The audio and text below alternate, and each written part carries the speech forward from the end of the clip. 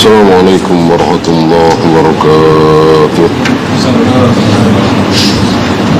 Innal hamdalillah nahmaduhu wa nasta'inuhu wa nastaghfiruh wa na'udzu billahi min shururi anfusina wa min sayyiati a'malina.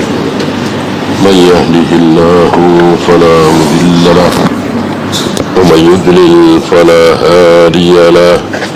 أشهد أن لا إله إلا الله وحده لا شريك له وأشهد أن محمدا عبده ورسوله وبعد. Kita masuk bab baru 270, masih tentang hasad. Terakhir 1568 bahwa pintu-pintu surga dibuka pada hari Senin dan pada hari Kamis. Di hari itu kaum muslimin diampuni dosa-dosanya, kecuali dua. Hanya dua orang yang tidak diampuni dosanya. Yang pertama, yang menyekutukan Allah. Yang kedua, yang masih punya dendam permusuhan. Jadi misalnya antum masih bermusuhan dengan si fulan, Allah mengatakan anziru hadain, tunggu, maksudnya jangan dihapus dulu dosa-dosanya, tunggu sampai dia dan si fulan hatta yastaliha, sampai dia dan si fulan berdamai. Ya, ini rugi bagi kita yang terus mempertahankan permusuhan, nggak mau nyapa, nggak mau salam, nggak mau ngangkat telepon kalau ditelepon karena marah. Silahkan seperti itu, nggak apa-apa, asal jangan lebih dari 3 hari. Lebih dari 3 hari haram dan terancam dosa-dosanya tidak diampuni. Ya, ini hadis terakhir 1568. Sekarang kita masuk bab baru 270, babu tahrimil hasad, bab tentang haramnya hasad. Yang kemarin kan masih dibagi ya, ada yang haram, ada yang tidak haram, bahkan ada yang terpuji. Ada yang terpuji, hasad tapi terpuji. Di sini yang haram, khusus yang haram, babu tahrimil hasad. Wa huwa tamanni zawalin ni'mati an sahibiha, yaitu hasad yang berharap nikmat itu hilang dari si fulan. Ketika kita hasad dengan si fulan karena dia laris sekali dagangannya, kita nggak laris, kita ingin dia nggak laris lagi.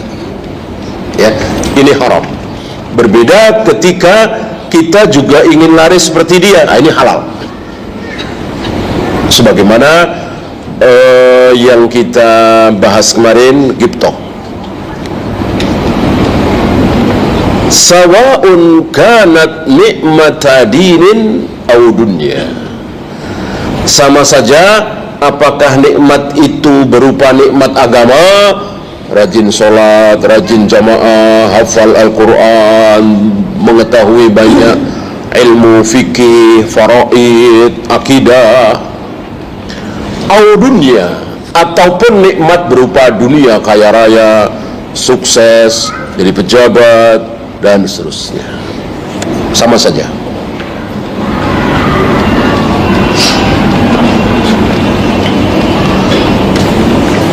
pertama beliau bawakan ayat suratul Nisa 54. Qala Allah Ta'ala am yahsuduna an-nasa ala ma atahumullah min fadlihi.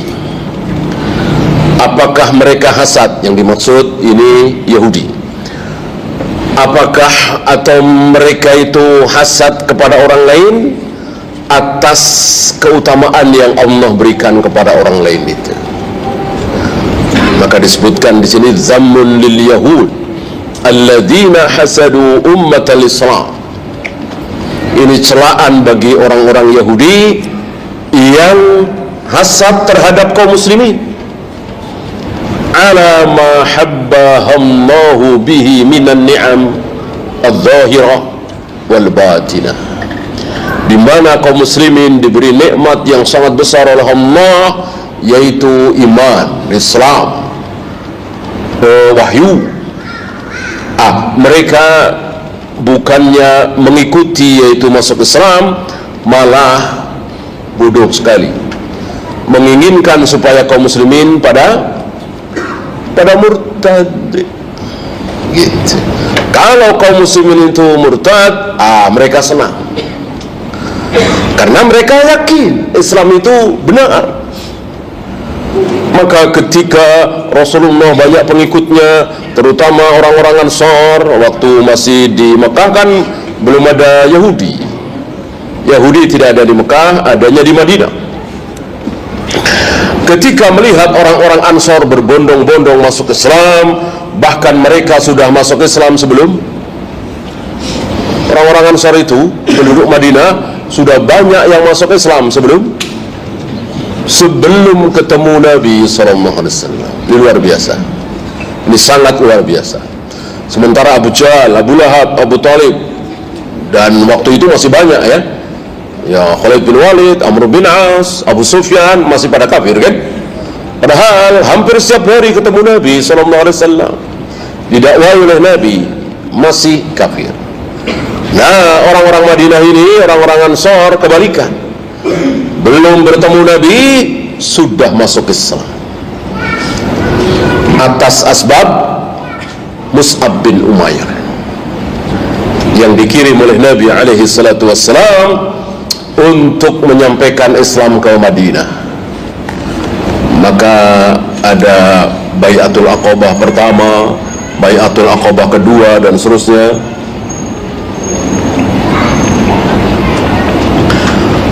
Maka ketika Nabi hari pertama hijrah pindah ke Madinah, sampai Madinah, luar biasa sambutan penduduk Madinah.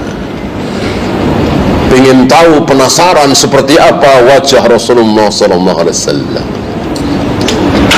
Ceritanya yang mereka sudah tahu dari mulut ke mulut, luar biasa. Tapi melihat wajah aslinya belum pernah.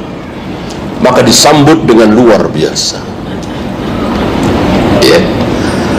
dan Nabi tidak melupakan kecintaan orang-orang Ansar kepada beliau. Maka ketika akhirnya pada tahun 8 Hijrah Islam menguasai Mekah, Mekah dikuasai oleh kaum muslimin, dan banyak yang menyangka, banyak yang mengira Rasulullah akan pulang kampung.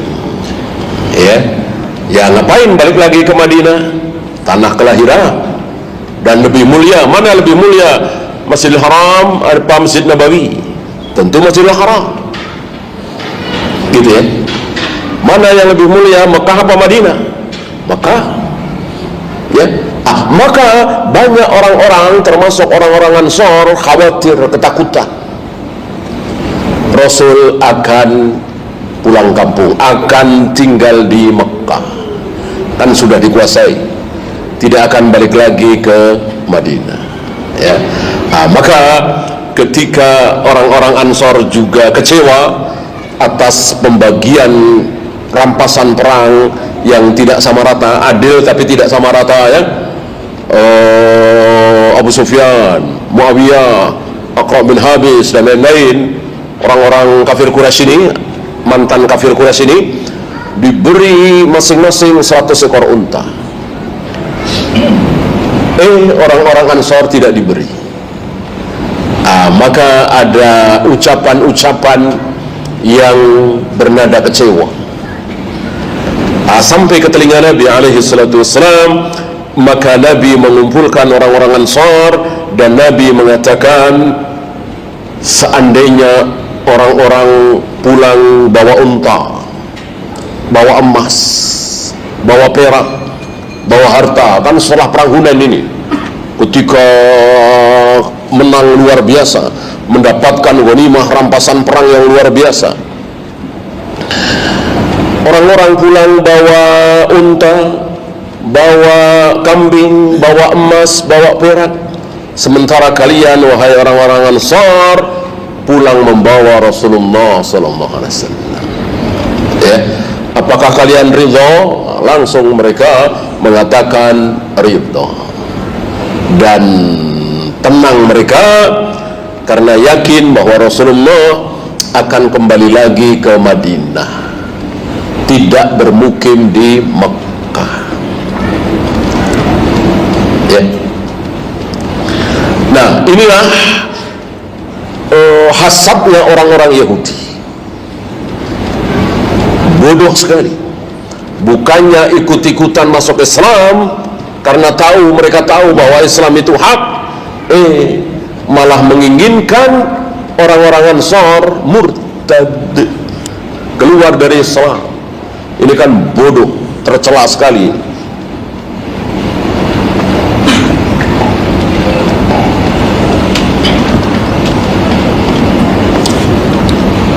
Ya, hadisnya sebetulnya 2, tapi beliau bawakan 1 karena satunya lagi pengulangan yang belum lama kita baca, 1567.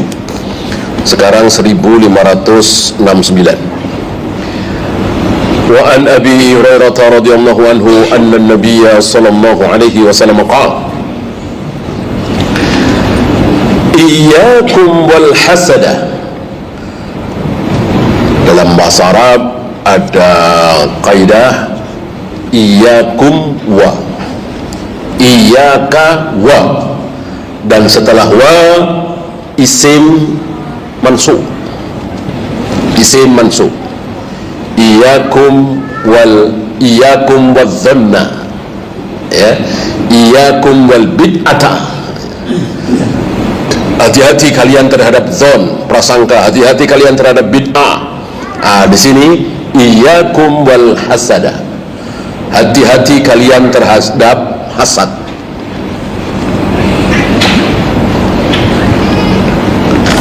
Fa innal hasada ya'kulul hasanah, karena hasad itu bisa memakan kebaikan-kebaikan. Terkenal di sini. Kama ta'kulun narul hatab, sebagaimana api memakan melahap kayu bakar. Wa fi riwayatin al-usba, rumput kering. Api melahap rumput kering, kayu bakar, cepat sekali, habis tidak bersisa. Kalau kebakaran itu gedung-gedung, ada besi dan seterusnya, itu biasanya tersisa. Tapi kalau kayu biasanya tidak tersisa, habis, ya. Begitu pula hasad itu memakan kebaikan-kebaikan seperti itu juga, ya. Tapi sayang hadis ini dhaif. Hadis ini dhaif. Walillahil hamd, hadis ini dhaif.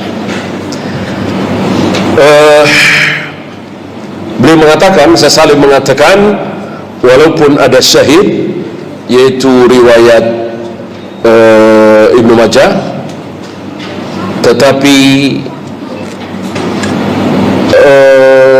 dhaif juga. Bahkan ada riwayat yang ada perawi yang matruk. Matruk itu ditinggalkan oleh para ulama hadisnya.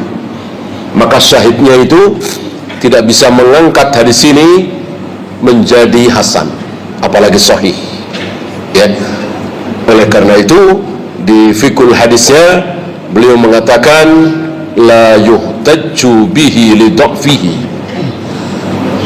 karena dhaif tidak bisa dijadikan hujjah. Secara makna batil, secara makna batil, karena yang bisa menghapus kebaikan-kebaikan itu cuman syirik. Syirik untuk yang keseluruhan, seluruh amal kita, seluruh perbuatan baik kita akan hapus kalau kita berbuat syirik. Itu. Satu lagi, hal-hal tertentu. Apa misalnya? Riya. Kita sholat ikhlas, kita puasa ikhlas, begitu kita sedekah riya, maka sholatnya diterima insyaallah, puasanya diterima insyaallah, tidak hapus, sedekah kita hapus karena riya. Ya. Nah, hasad tidak. Walillahilham, karena hadis ini dhaif, maka hasad itu tidak menghapus kebaikan. Misalnya kita hasad kepada si fulan, lalu pahala salat kita hilang, pahala saum kita hilang. Alhamdulillah tidak. Tetap ada, tidak ada hubungannya.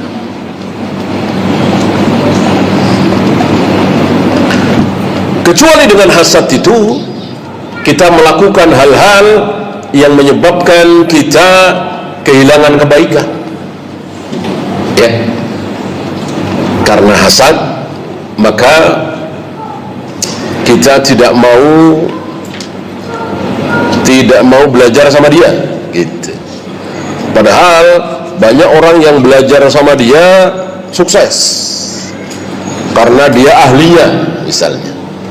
Tapi kita hasad, kita nggak mau karena kita hasad, iri, gitu. Ya paling seperti itu. Adapun sholat kita hilang, pahala puasa kita hilang gara-gara hasad, tidak. Karena hadis ini dhaif.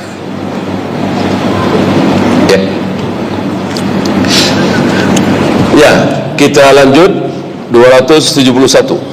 Maksudnya pindah bab ya.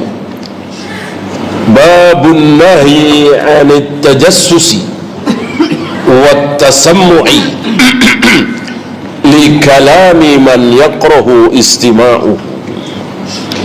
Bab tentang larangan tajassus. Tasammu', tajassus, tasammu' sama. Cuman tajassus, tasammu' pakai kuping, tajassus pakai mata. Artinya apa? Menyelidiki, memata-matai, ingin tahu urusan orang, gitu ya. Nah, ini tidak boleh, ini haram. Ketika dua orang sedang berbicara dan mereka sengaja menyepi, ya, berdua di pojokan misalnya, kita lagi rame-rame ngumpul, mungkin nunggu azan, tiba-tiba ada dua orang mojok sana ngobrol. Bolehkah kita nimbrung di situ? Tidak boleh, haram. Kan masing-masing orang punya rahasia, berhak punya rahasia. Maka kita tidak boleh pengen tahu, ya, baik dengan mata atau telinga. Kalau dengan mata biasanya aurat, dengan telinga ya berita. Dua-duanya haram, dua-duanya tidak boleh. Oleh karena itu, ketika istri-istri Nabi mendesak siapa? Mendesak Fatimah, putri Nabi alaihi salatu wassalam, untuk cerita tadi Rasulullah bisikin apa. Jadi ketika Rasul sedang berkumpul dengan istri-istri beliau, datang Fatimah, putri beliau. Nah, Nabi membisiki sesuatu kepada Fatimah dua kali. Bisikan pertama, Fatimah langsung menangis. Tabki bukaan syadidan, nangis, betul-betul nangis.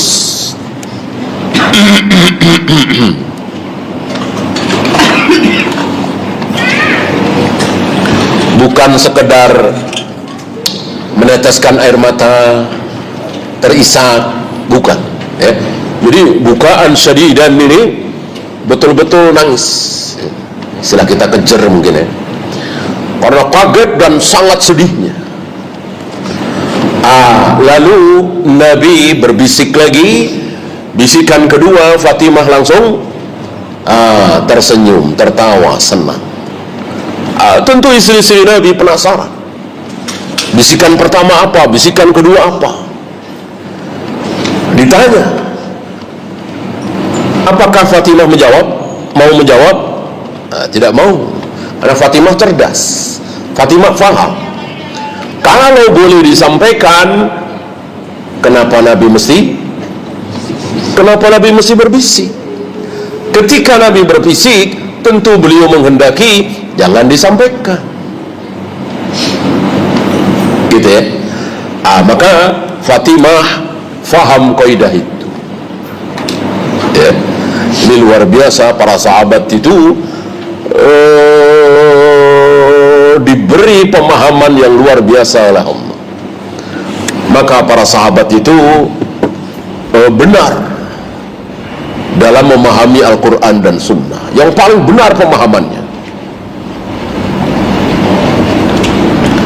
bukan yang paling kuat hafalannya, bukan, ya.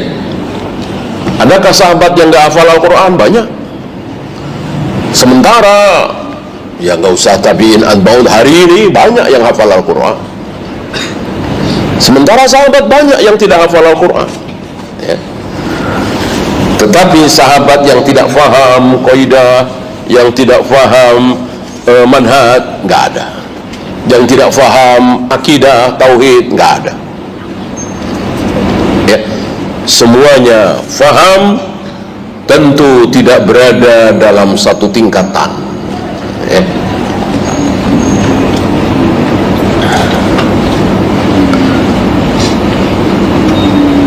Beliau sedikit menjelaskan tentang bab ini, babun nahyi 'ani tajassusi wa tasammu'i li kalami man yaqrahu istima'uhu.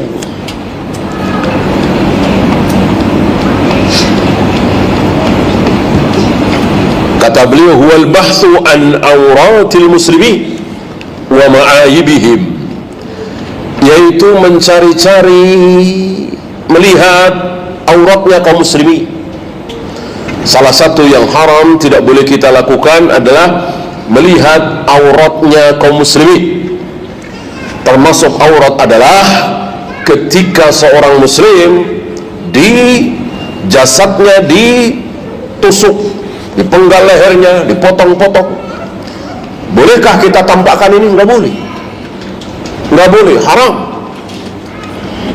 Dulu waktu kejadian Bosnia, pembantaian Bosnia, kaum muslimin Bosnia, kemudian Ambon juga, kemudian belum lama di Rohingya, ya. Itu banyak saudara-saudara kita yang justru menampakkan, difilmkan, suruh nonton kaum muslimin di masjid, ya. Ini dosa, ini haram, ya. Tujuan mereka ya baik mungkin, ya, supaya semangat untuk membantu, mengeluarkan uangnya untuk disumbangkan ke sana. Tidak boleh, ya. Insya Allah kaum muslimin akan tergerak hatinya untuk membantu, tidak usah dengan melihat aurat seperti itu. Ini aib, aibnya kaum muslimin, auratnya kaum muslimin tidak boleh ditampakkan. Cukup disampaikan saja bahwa saudara-saudara kita di Bosnia dibantai oleh Serbia, meninggal sekian ribu misalnya, cukup, nggak perlu dirinci, apalagi gambarnya, videonya, tidak boleh, haram. Ini aurat.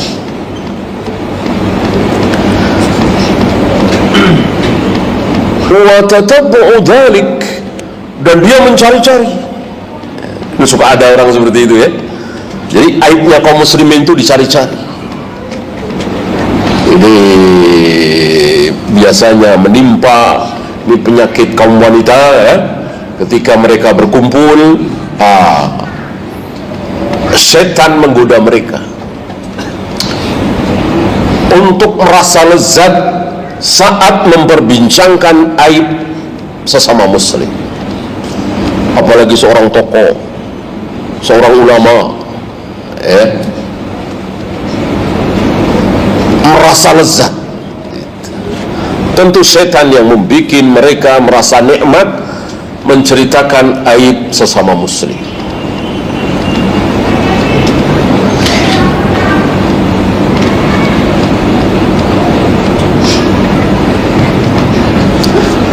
Beliau membawakan ayatnya pendek, ayatnya panjang, dipotong oleh beliau. Wala tajassasu, janganlah kalian berbuat jasus ya. Maka para intel yang sering mengawasi disebut jasus ya.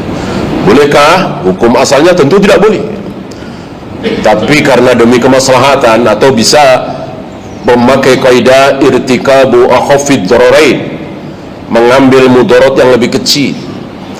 Sebab kalau tidak dilakukan nanti tidak tahu yang mengedarkan narkoba siapa saja misalnya, yang menyebarkan pemahaman teroris khawarij siapa saja, yang nggak tahu. Maka walaupun ini tidak baik tapi dilakukan, mengambil mudarat yang lebih kecil. Sebab kalau ini tidak dilakukan akan muncul mudarat yang jauh lebih besar. Coba seandainya teroris-teroris itu tidak dikuntit, tidak ada jasus, lalu tidak tertangkap, apa yang terjadi? Apa yang terjadi ya? Akan semakin tercoreng kaum muslimin. Kemarin sudah tercoreng dengan kejadian bom Bali, bom ini, bom itu. Dengan adanya jasus, maka ini irtikabu akhafid dararain.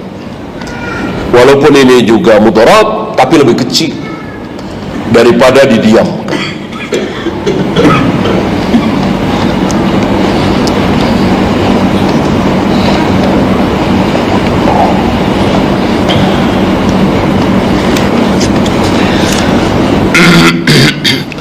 Bagaimana ketika kita yang itu kan penguasa ya, kita yang bukan penguasa, sementara ada sesuatu yang ingin kita cari ya, maka kita harus hati-hati dan super hati-hati ya. Karena beda ya, antara kita yang bukan hakim dengan hakim itu beda, sangat berbeda ya. Kita tidak boleh menjadi seperti hakim. Oleh karena itu ketika kita dirasa kok butuh jasus untuk menyelidiki si fulan, hati-hati, pikir dengan betul-betul dalam ya. Betulkah ini mudarat yang lebih kecil? Kalau penguasa ya jelas berhak ya. Kalau kita mungkin lebih baik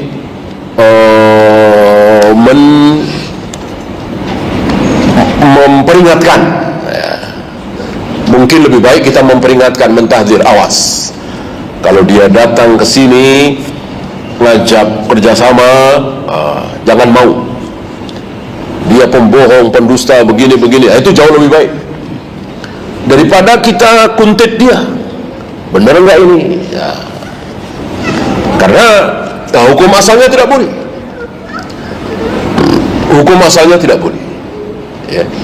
Maka kalau antum ragu, diajak kerjasama oleh orang yang antum nggak tahu, kenal udah lama, 3 tahun 4 tahun, tapi kan nggak tahu, ya belum pernah kerjasama, ya kalau ragu jangan.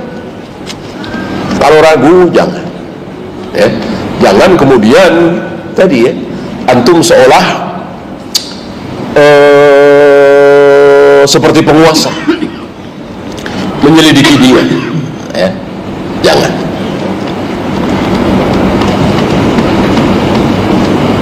Wa qala ta'ala, ini yang kedua ya, ayat yang kedua, walladzina yu'dzunal mu'minina wal mu'minat, orang-orang yang menyakiti orang-orang mukmin muslim sama saja, baik laki dan perempuan, bighairi maktasabu, bukan karena sesuatu yang dilakukan oleh si mukmin muslim ini. Artinya fitnah ya.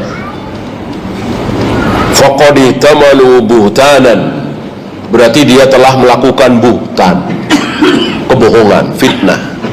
Wa isman mubina, dan itu dosa yang nyata.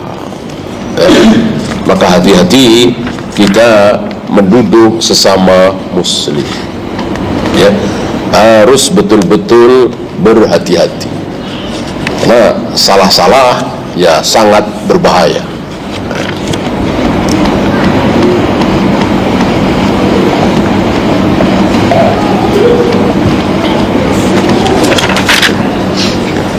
Sekarang hadisnya 1570.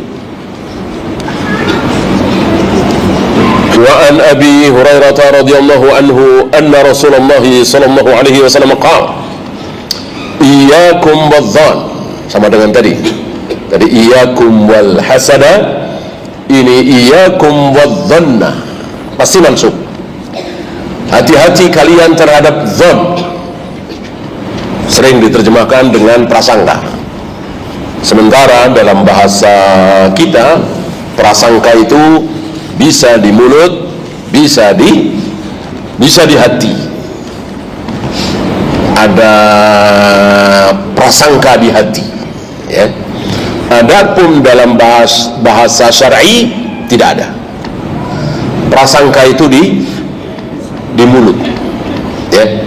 Maka saya teruskan kalimat beliau, iyyakum wadh-dhann, hati-hati kalian terhadap dzan, prasangka, fa inna dhanna akdzabul hadits, karena dzan itu, prasangka itu seburuk-buruk, sedusta-dusta hadis. Apa hadis? Hadis apa? Ucapan. Jadi dzan adalah ucapan, bukan apa yang ada di hati kita. Maka ketika ada di hati kita prasangka bahwa orang ini sepertinya mau nipu, melihat gelagatnya orang ini ada niat jahat, melihat gelagatnya orang ini mau nipu saya, itu ada di hati kita. Apakah ini sudah suudzon? Suudzon apa belum? Suudzon apa belum? Belum, ya. Karena suudzon itu ada di mulut. Fa inna dhanna akdzabul hadits, dzan itu seburuk-buruk ucapan. Ketika kita mengucapkan di mulut kita, sepertinya bapak mau nipu saya dah. Kalau saya lihat omongan bapak nih, gelagat bapak nih, saya nanya, bapak muter-muter, kadang jawabnya begini begitu, kayaknya bapak mau nipu saya. Ini baru suudzon, ya, tidak boleh. Adapun di hati boleh, ya, tidak termasuk suudzon. Suudzon sekali lagi di mulut kita.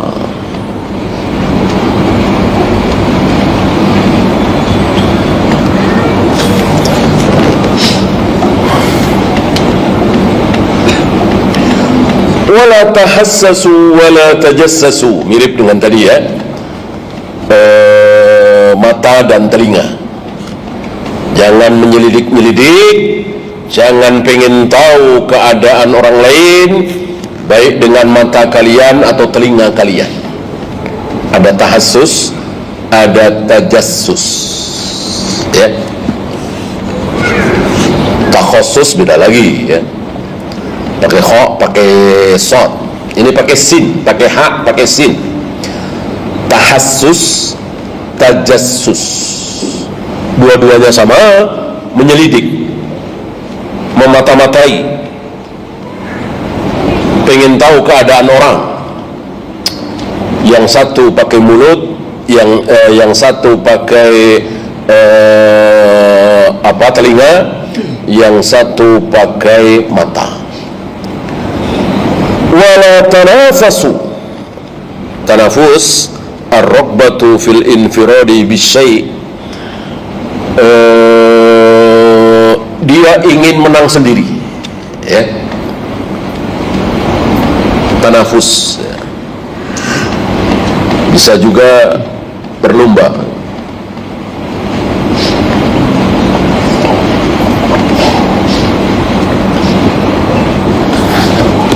Wa fi dzalika falyatanafasil mutanafisu. Kalau mau berlomba, situ tuh ketika Allah membicarakan tentang surga, bidadari, kenikmatan yang luar biasa, Allah mengatakan wa fi dzalika falyatanafasil mutanafisun. Kalau kalian mau berlomba, ke situ, bukan berlomba dalam karir, jabatan, perdagangan dan seterusnya. Artinya boleh kita ingin laris dagangan, pengen sukses, tapi jangan menghendaki yang lain gagal semua. Ini yang tidak boleh. Jadi biarkan mereka laris, saya juga laris. Kan pembeli kan ribuan. Mosok ketika dia laris, saya pasti tidak laris? Ya enggak, ya. Dan itu kan banyak sekali pedagang yang sama, berjejer, daging semua yang dijual, tapi laris semua. Masing-masing punya pelanggan masing-masing, gitu ya. Tanafus ini dia menginginkan dia doang, yang lain gagal. Jangan sampai ada keinginan seperti ini tercela, haram. Wala tahasadu, hasad. Wala tabaghadu, saling membenci. Oleh karena itu hilangkan sebabnya. Kan nggak mungkin antum membenci si fulan sementara tanpa sebab, kan nggak mungkin, ya. Kenapa antum membenci si fulan? Karena antum tahu si fulan ini begini. Maka alangkah baiknya kalau antum tidak tahu, gitu. Kan jadi nggak membenci orang nggak tahu. Antum yang sudah terlanjur tahu, ya namanya hati nggak bisa dibohongi, ya kan? Kita benci sama dia, masa lalunya begini, atau bahkan mungkin sekarang masih sebenarnya. Maka yang terbaik supaya kita tidak ada rasa kebencian di hati kita kepada si fulan, lebih baik kita tidak tahu aibnya fulan, ya. Coba kalau antum tahu aib saya juga tahu aib antum semua, ya kita nggak akan duduk seperti ini, ya kan? Alangkah nikmatnya kalau masing-masing kita tidak tahu aib masing-masing. Ini nikmat, dan nikmat ini jangan dirobek-robek, ya.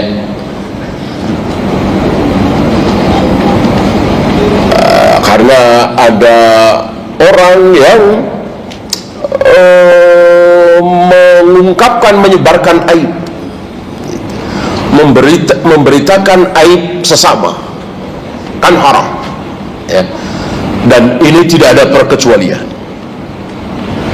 Ini tidak ada perkecualian. Siapapun kita tidak boleh menyebarkan aib sesama, kecuali tadi, ya, maksudnya dalam keadaan tertentu. Dalam kondisi normal kita tidak boleh menyebarkan aib sesama. Kecuali, adakah perkecualian? Tidak ada. Nah, hari ini seolah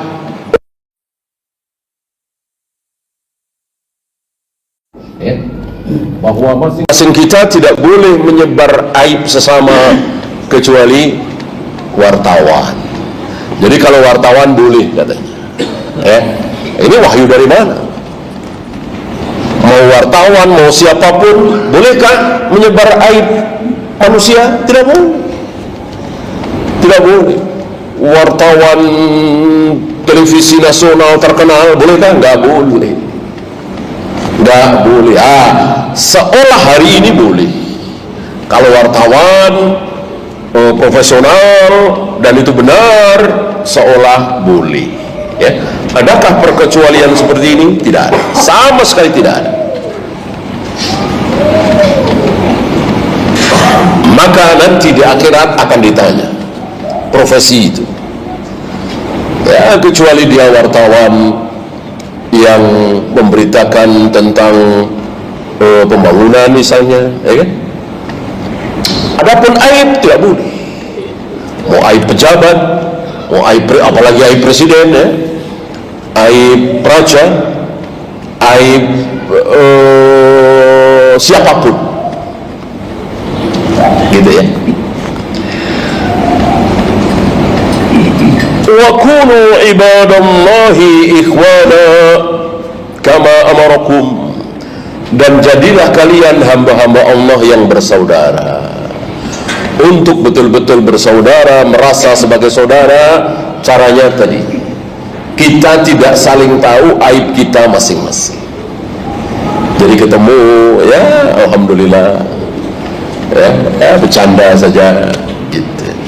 Maka ada beberapa ikhwan kita yang ketika diajak bisnis misalnya, kerjasama, nggak mau, ya.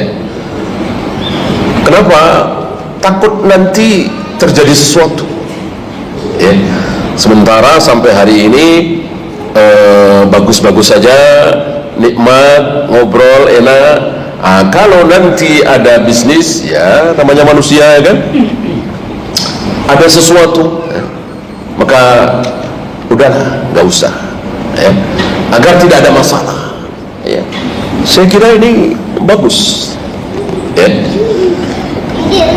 Walaupun tentu ya tidak harus seperti itu, tidak wajib, ya.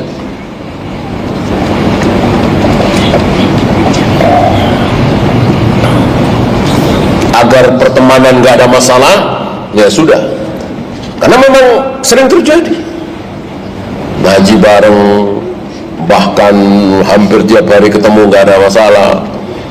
Begitu bisnis, akhirnya pecah.